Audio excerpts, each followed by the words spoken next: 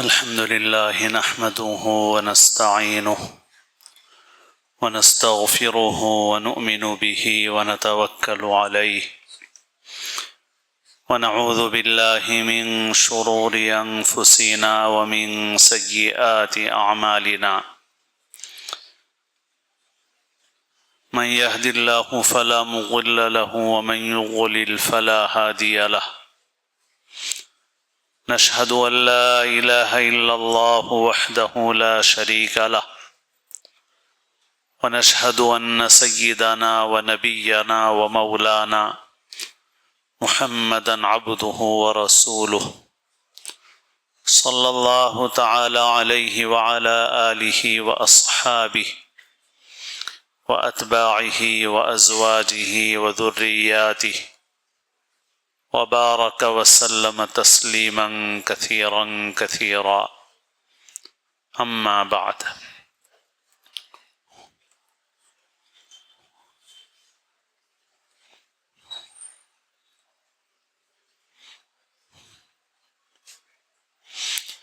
قابل احترام بزرگوں، عزیز دوستوں اور ساتھیوں، اس وقت ہمارے بعض معاشرتی مسائل کے سلسلے میں کچھ بات عرض کی جا رہی ہے۔ انسان ایک معاشرتی حیوان ہے، ایک ایسا جاندار ہے جو سوسائٹی اور سماج کی زندگی گزارتا ہے، خاندانی زندگی گزارتا ہے۔ دوسرے جانوروں کی طرح اپنی اپنی زندگی نہیں ہوتی، بلکہ آدمی کی زندگی اس کے خاندان کے ساتھ، اس کی سوسائٹی اور سماج کے ساتھ ہوتی ہے۔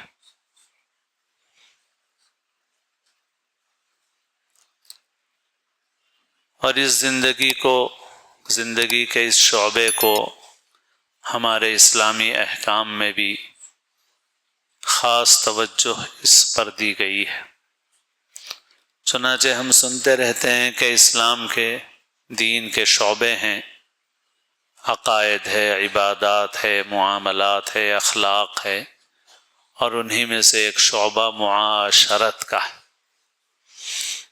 یعنی ایک دوسرے کے ساتھ کیسے زندگی گزارنا ہے۔ ہمارے دین میں اس کی واضح تعلیمات دی گئی ہے۔ میاں بیوی کا رشتہ ہو، پڑوسی سے تعلق ہو، رشتہ داروں سے تعلق ہو، اور تمام انسانوں سے ایک دوسرے کے ساتھ کیسے رہنا ہے، حقوق کیا ہیں، ذمہ داریاں کیا ہیں، سب بتائی گئی۔ دین کی اس قدر واضح تعلیمات کے باوجود افسوس یہ ہے کہ ہم مسلمان، ہمارا بڑا طبقہ دین کے علم سے دور ہے، دینی تربیت نہیں ہے۔ اس لیے اس پہلو سے شریعت کی روشنی میں زندگی گزارنے کے بجائے اپنے من مانے طریقوں سے زندگی گزاری جاتی ہے، اور اس کے نتیجے میں ہم بہت ساری خرابیوں کا سامنا کرتے رہتے ہیں۔ اس وقت ویسے پوری دنیا میں ہی خاندانی نظام، فیملی سسٹم تباہ و برباد ہو رہا ہے، اور مسلمانوں پر بھی اس کے اثرات پڑ رہے ہیں۔ چنانچہ ہمارے معاشرے میں رپورٹیں آتی رہتی ہیں، ہمارے شہر میں بھی رپورٹیں آتی رہتی ہیں کہ طلاق اور خلا کا رجحان بڑھتا جا رہا ہے، رشتے ٹوٹ رہے ہیں، بکھر رہے ہیں، یہاں تک کہ جن دنوں میں زیادہ شادیاں نہیں ہوتی تو قاضی حضرات کے نزدیک اسے نعوذ باللہ طلاق کا سیزن کہا جاتا ہے۔ شادیوں کے معاملات زیادہ نہیں ہوتے تو ان دنوں میں کیا کارروائیاں کرنا ہے، تو طلاق اور خلا کی کارروائیاں کرنا ہے۔ امریکہ یورپ کے ملکوں میں طلاق ایک گویا تجارت بن گئی. اس وجہ سے ایک نوجوان عالم نے مضمون لکھا تھا طلاق کارپوریشن. وکیلوں کی بہت بڑی آمدنی وابستہ ہے اس سے، اور طلاق کے مقدمات کی بھرمار ہے. تو بہرحال وہ تو ڈوبے ہی، اور ہم نے چونکہ ان کو پکڑا تو ہم بھی ڈوب رہے ہیں. اپنے دین کو پکڑتے تو نہ ڈوبتے. دامن انہی کا تھام رکھا ہے، نام مسلمان ہے مگر زندگی گزارنے کا طریقہ ان سے ہی سیکھ رہے ہیں. تعلیم ان کے ہاتھ میں ہے، میڈیا ان کے ہاتھ میں ہے، فلمیں ڈرامے سیریل ان کے ہیں، اور ہم بھی انہی کو پکڑے ہوئے ہیں، لہٰذا وہ ان کے ساتھ ہم بھی ڈوب رہے ہیں. تو بہرحال یہ ماحول ہمارے معاشرے کا بہت قابل فکر ہے. خاندانی نظام اگر بکھر جائے تو انسان کی زندگی تباہ و برباد ہو جائے گی، دنیا بھی برباد ہوگی، آخرت بھی برباد ہوگی. گورباچوف سوویت یونین کا، روس کا آخری سربراہ تھا. پھر روس بکھر گیا، الگ الگ ریاستیں بن گئی. تو جب رشیا ٹوٹا تو اس سے پہلے گورباچوف نے ایک کتاب لکھی تھی اصلاحات کے عنوان پہ. اس کتاب میں جہاں اس نے اور باتیں لکھی، ایک بات یہ بھی لکھی کہ ہمیں اپنے سماج، اپنی سوسائٹی کو بچانے کے لیے اس بات پر توجہ دینا ضروری ہے کہ ہم اپنی عورتوں کو گھروں میں واپس لائیں، کیونکہ جب سے ہماری عورتیں باہر گئی ہیں، کمپنیوں میں پروڈکشن بڑھ گیا ہے، پیداوار بڑھ گئی ہے، صنعتوں میں افرادی قوت میں اضافہ ہو گیا ہے، لیکن ہمارا فیملی سسٹم بکھر گیا ہے. اس لیے ہمیں اپنے فیملی سسٹم کو باقی رکھنا ہے تو ہمیں غور کرنا ہے کہ ہم اپنی عورتوں کو واپس گھر میں کس طرح لائیں. تو یہ کوئی مسلمان کی بات نہیں ہے، یہ کسی مولانا کا بیان نہیں ہے، یہ سوویت یونین کے صدر کا بیان ہے. تو ہمیں سمجھ سے کام لینا چاہیے. گھر انسان کی زندگی میں سب سے اہم جگہ ہے، اور گھر قید خانہ نہیں ہے، گھر ذلت کی جگہ نہیں ہے. لیکن موجودہ نظام نے یہ پروپیگنڈا کیا اور ہماری عورتوں اور ہماری نوجوان بچیوں کے دل و دماغ میں بھی بٹھا دیا کہ بھائی گھر گویا ایک قید خانہ ہے، اس قید خانے سے آزادی حاصل کرنا ہے.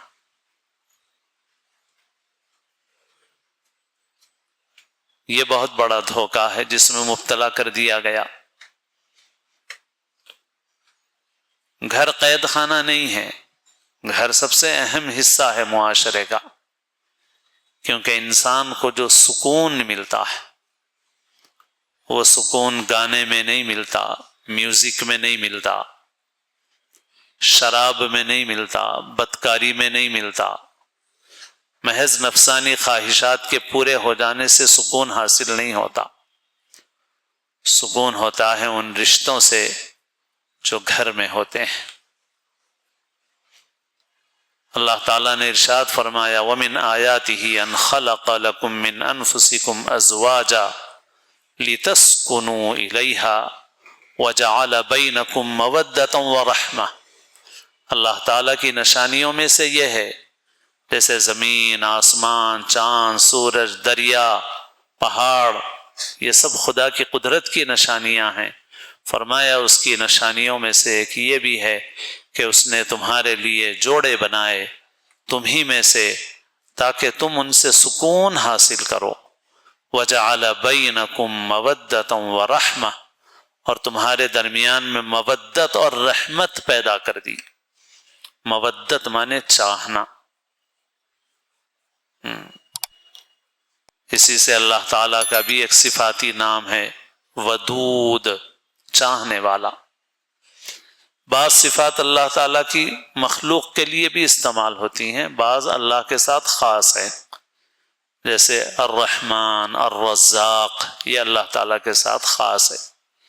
لیکن رحیم، کریم، یہ مخلوق کے لیے بھی استعمال ہوتی ہیں یہ صفات۔ تو یہ صفت بھی بیوی کے لیے بھی استعمال کی گئی، جیسے آپ نے ارشاد فرمایا تزوج الودود الولود، نکاح کرو اس عورت سے جو محبت کرنے والی ہو، یہی مودت سے، مودت کی صفت والی ہو،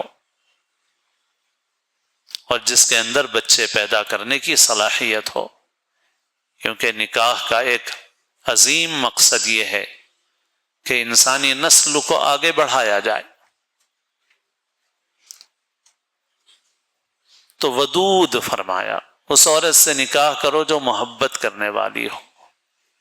تو اللہ تعالیٰ فرماتے ہیں کہ اللہ کی نشانیوں میں سے یہ ہے کہ اس نے تمہارے لیے جوڑے بنائے، اور تاکہ تم ان سے سکون حاصل کرو اور تمہارے درمیان مودت، چاہت اور رحمت کے جذبات پیدا فرمائیں۔ رحمت اور شفقت اولاد کے لیے بھی ہوتی ہے، شوہر کے لیے ہوتی ہے، شوہر کے دل میں بیوی کے لیے ہوتی ہے، خاندان کے لیے ہوتی ہے۔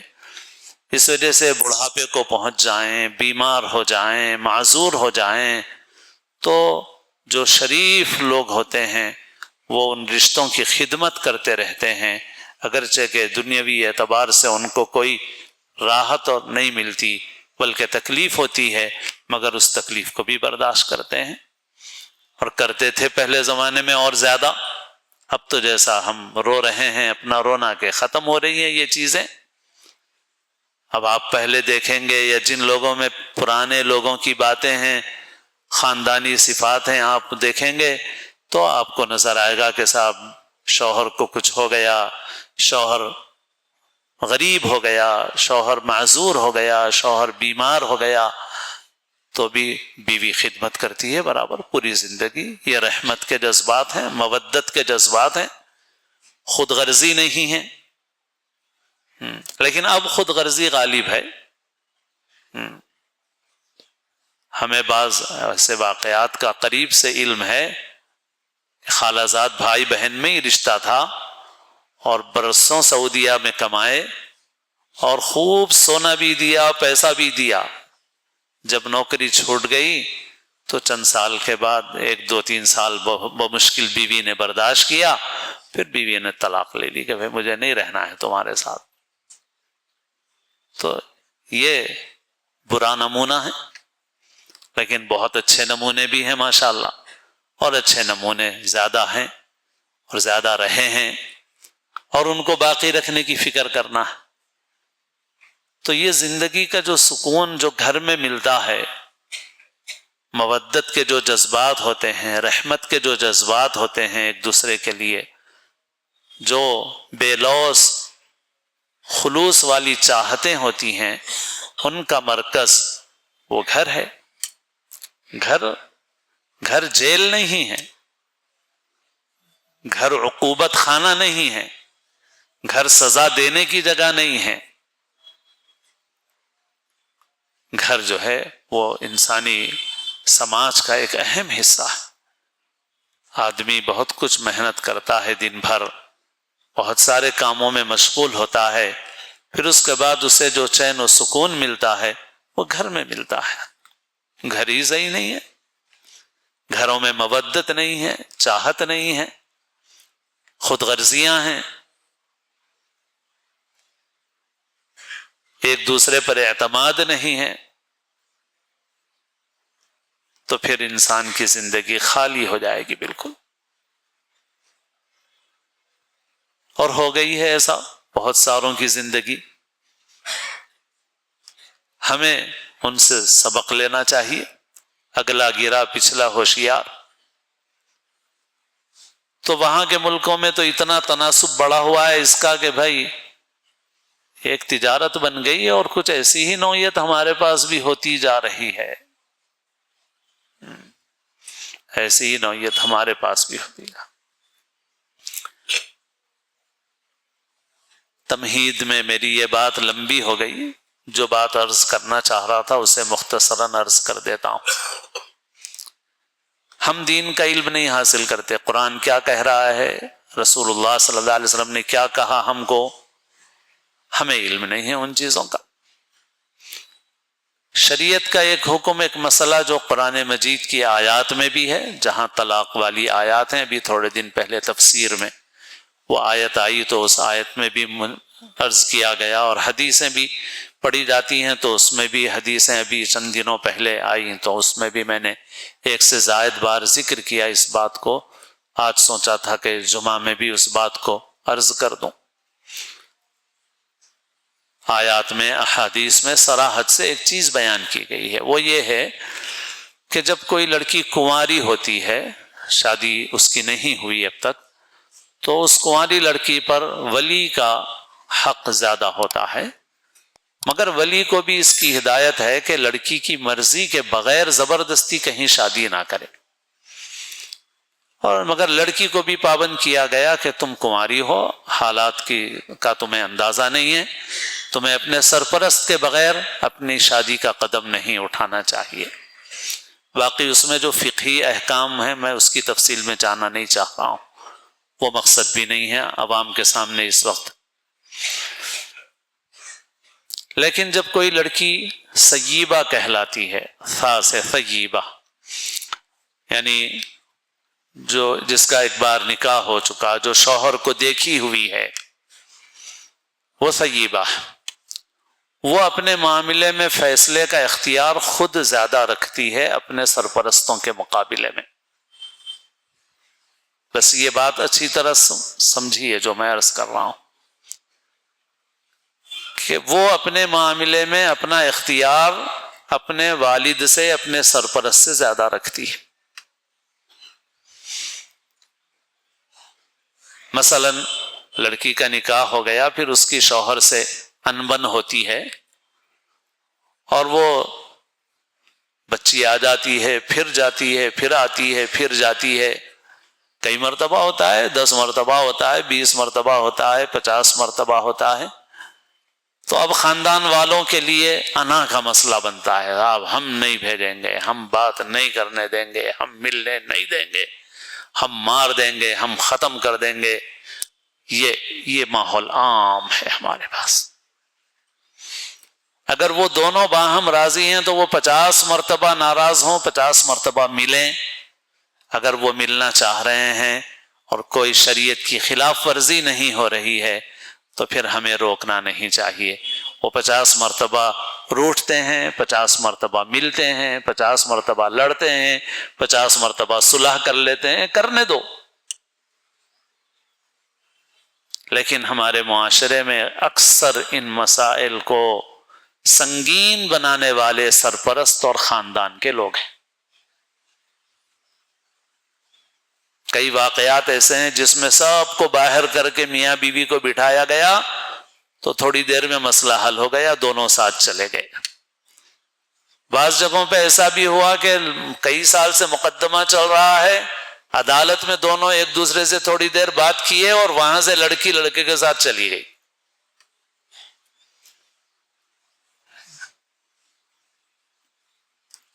پھر اگر اسی طرح سے طلاق ہو گئی مگر 3 طلاقیں نہیں ہوئی، جیسے عام طور پہ خلا ہوتا ہے ہمارے پاس، طلاق بائن جس میں رجوع یعنی نئے نکاح کا اختیار ہوتا ہے، رجوع میں تو خیر مرد کو پورا اختیار رہتا ہے، لیکن جہاں پر نئے رجوع کا مطلب نئے نکاح میں پھر واپس لوٹ کر نیا نکاح کرنے کا اختیار رہتا ہے، ان معاملات میں بھی خلا ہو گیا، ایسی طلاق ہوئی جس طلاق کے بعد نیا نکاح کرنے میں کوئی رکاوٹ نہیں ہے، وہ دونوں پھر نکاح کر لینا چاہتے ہیں، پھر ملنا چاہتے ہیں،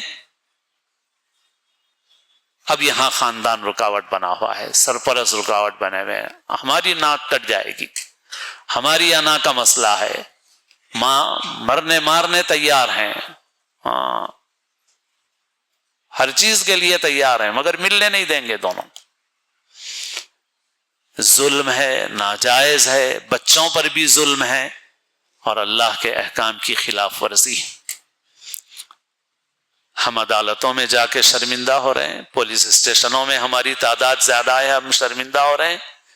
بہرحال میں اس وقت عرض کرنا چاہ رہا ہوں خاندان کے لوگوں سے، سرپرستوں سے، بچوں کی کیا صحیح ہے کیا غلط ہے، ہر معاملہ الگ ہے، مگر ایک مجموعی بات جو خاندان والوں کی چل رہی ہے وہ شریعت کے خلاف ہے۔ جب طیبہ ہے، ایک مرتبہ اس کا نکاح ہو چکا، شوہر دیکھی ہوئی لڑکی ہے، وہ اپنے معاملے میں اپنے والد سے، اپنے بھائیوں سے، اپنے گھر والوں سے زیادہ اپنا اختیار رکھتی ہے۔ وہ اگر شریعت کی خلاف ورزی کے بغیر 50 مرتبہ واپس ہونا چاہے، شریعت اگر اجازت دے رہی ہے تو اسے واپس بھیج دو۔ وہ نیا نکاح کرنا چاہے اور شریعت منع نہیں کرتی تو اس کو نیا نکاح کرنے دو۔ ہماری انا کی وجہ سے ہم ان کی زندگیوں کو بھی خراب کرتے ہیں اور پورے معاشرے کے لیے مسائل پیدا کرتے ہیں۔ زندگی کے بہت سارے شعبے ہیں جس میں ہم صحیح معنوں میں مسلمان نہیں بنے۔ اگر ہم ان چیزوں میں مسلمان رہتے تو آج ہم نمونہ بنتے، لوگ ہمارے معاشرے کو دیکھ کے لوگ بولتے کہ دیکھو مسلمانوں کا معاشرہ ایسا ہوتا ہے، مسلمانوں کی شادی دیکھ کے بولتے کہ شادی دیکھو ایسی ہوتی ہے مسلمانوں کی۔ مگر افسوس کہ ہم نے الٹا معاملہ کر دیا ہے، اچھی مثال بننے کے بجائے بری مثال بن گئے، اور لوگوں کی نظر میں ایسے ہو گئے کہ ہماری وجہ سے ان کو اسلام کے متعلق غلط فہمی ہو رہی ہے، دین کے متعلق غلط فہمی ہو رہی ہے۔ اللہ تعالی ہم سب کو صحیح علم، صحیح سمجھ اور عمل کی توفیق نصیب فرمائے۔ سنتیں ادا فرمائے۔